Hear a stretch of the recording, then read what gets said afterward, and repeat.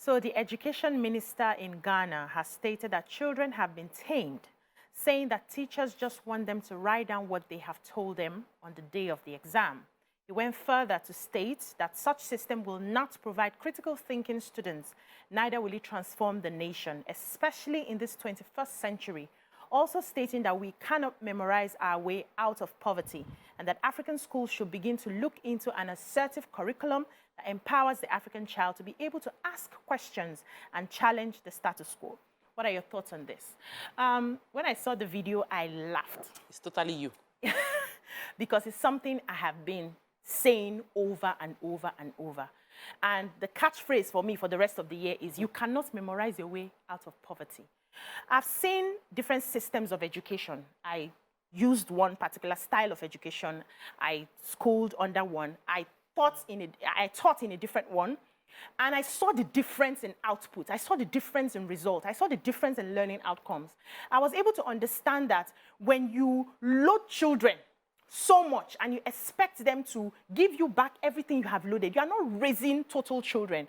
You are just raising robots who will just finish the work, manage to find maybe a bow tie or, you know, a 5 and 6 job, and then that is all about their lives. You are not raising individuals who would challenge the status quo, who will ask questions, who will innovate. And I saw the other style that seemed like you're allowing these children too much questions and too much thinking.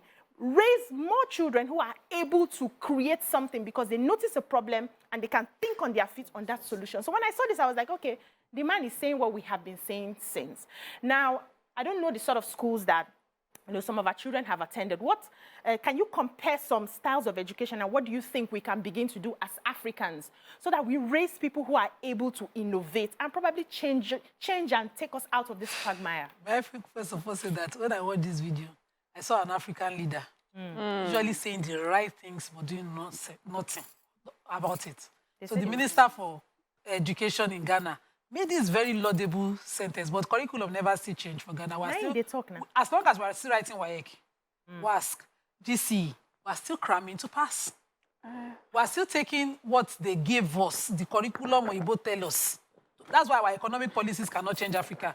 It will be, you know, the AU is being built by Chinese now. Sadly. So it has to come from outside for it to be the standard that will judge our situation with. So only God Almighty will help us, like Yakub used to say. But the reality is that he's not wrong. It's very correct, and all of us agree. I'm just hoping that these things will change. So are we doing it already within our houses? My son, for instance, if you teach him something, you have to practicalize it.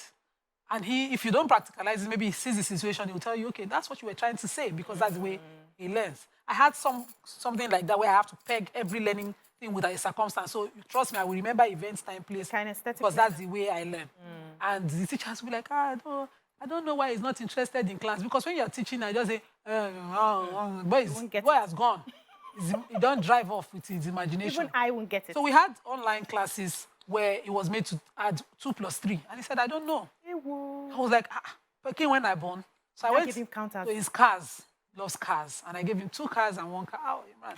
How many cars would you have if you put, that's 3 cars, 2 cars, and you put cars to him. Immediately. But the teacher in school just writing numbers for him. Abstract. You're wasting his time, you know, so we're helping them. This casting reminds me of when my son was in nursery school and they said, draw a picture of your family. And everybody would draw the stick hand of father, mother. My son drew dinosaurs. Daddy dinosaur, mommy dinosaur, you know, him. That's creative. I just remember thinking, I hope this boy is all right. You think we look like dinosaurs to you? In your mind, when you see us, you see dinosaurs. In fact, I saw it recently and he laughed. But the thing is, whether we like it or not, whether we acknowledge it or not, Oyinbo people, I think they sort of have figured out this teaching, whatever. Because what I've found, what I've found Nigerian schools do, especially my children's school, my daughter's school, they send them off with videos. Oyinbo made the videos of like a subject that they're taking in school that Oyinbo has turned into a song, and they are singing and the children are dancing and they are learning the lyrics, but it is actually formulas and, you know, principles of that particular subject. And I was thinking in my mind, like, hey, Why, you know, imagine, so there's a gap here serious where gap. it has to be filled with Nigerian way of, you know, teaching things. Our own story, I remember the story of the tortoise and the hare, you know, and we just knew that you should not eat more than what you are meant to eat or else you fall and break your shells. But we haven't built from that. We need to build from that our storytelling way to encourage our children to understand the things that are happening with them. When you sit our children down, they will discuss everything that has to do with America and Britain. They know, you know, they know their kind of money, how much, and because those people are using different methods to teach our children. Our children understand them far easier than they understand our method. I've seen some of our children, especially those who go to, and this is not to rubbish our public schools, but the system used to be, I don't know if it's changed now, but it used to be much stricter. You know, they would cram, they would not express themselves as much, you know, and I saw that it had to do with like the system of teaching, where you would sit down and then there was a lot of flogging and a lot of screaming and you had to give down exactly what you have been taught. Meanwhile, you know, private schools, I think because they are more exposed to other ways, we're encouraging children to express themselves, creative thinking, creative writing, creative this. So it's important that we start to look at things differently when we're teaching our children. It would show eventually in the way, the sort of leaders that we have eventually, the way our economy is run, you know. But let's not forget our own traditional ways. Let's just build on it what we have to help, you know, to help our children. Tope? So for me, Africa's problems would only be solved by Africans who think the way we were meant to think. So every area in the Western worlds have snow, and they created solutions that would solve their problems. They created induction. They made sure there were heaters. They created unique clothing. Because before it was really bulky. And so they found a way that, okay, there are some fabrics that will not be so bulky, but would still insulate us from the cold. And they kept refining and refining solutions for their problem. We cannot abdicate the responsibility of thinking to a different set of people. Let me allow Tope wrap up because we don't have time.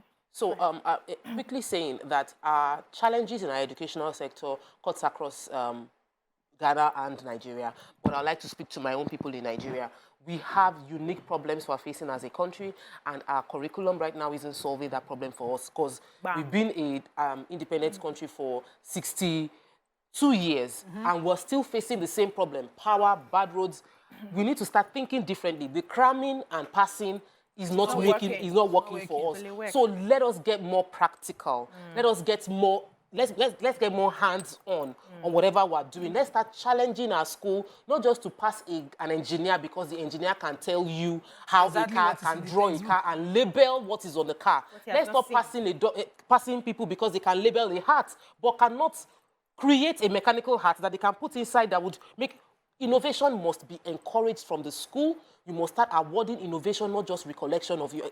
I don't pass because I recollected. I pass because I innovated. And it's at that point that we can start solving our problems locally. So I think our major problem is practice. So Mariah has said it here when she started working with the Ministry of Education. She realized that most of these skills are already in the curriculum, but it's just the implementation. So it's there, but you're not implementing. You're not helping people to understand. That's one. Secondly, we're not paying attention to, in designing your curriculum, to take cognizance of all the learning styles in teaching your, like the example you gave with your son now, he's a kinesthetic learner from what you have just explained. So he needs to be in the process. He needs to move the cards together. He needs to touch it and feel it to learn.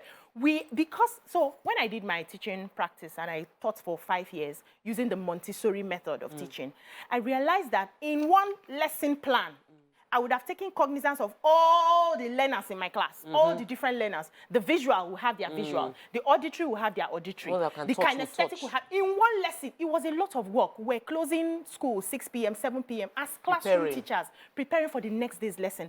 Are we willing to do that sacrifice? That's one thing. We have it according to Mariah. I'm not saying their curriculum. Are we willing to do that? Are we willing to allow our children ask questions? Do we shut them down? we See, trust it's because an we just started invention this, by Nigeria? hold on. It's because we just started this topic now. We can even link in religion and how we're able to. Yes, now. You are not allowed to express. The You're not allowed question to. is, even at university level, do we trust a final year project, an invention of a Nigerian? Did you know that the pounding yam we are buying from India and Chinese was designed by a student in Uniben as his final year project? Imagine. They didn't patent it here. Nobody bought it here. God bless them. He crossed border mistakenly. Just a sample that the countries that we are going there to buy from now are using. Yes, We need to because trust we're the ones that eat ourselves. pounded yam. How many people now are we the world create innovated our own we were solution, hearing but that we they did were not made appreciate about They've taken it now. They've Yes, taken it a from us. Nigerian invented it. Our bitter leaf now that we used to cook soup, They we don't have a put that bitter for leaf capsule. peel, and we buy it expensive. And we need to wake up. Innovation. But that's all we can take on this topic. Thank you so much, ladies and gentlemen, for your contributions. Who are you We'll calling continue. gentlemen? All of us here, ladies and gentlemen, please. I hope gentlemen callers. This conversation Well, yes, tomorrow. advice.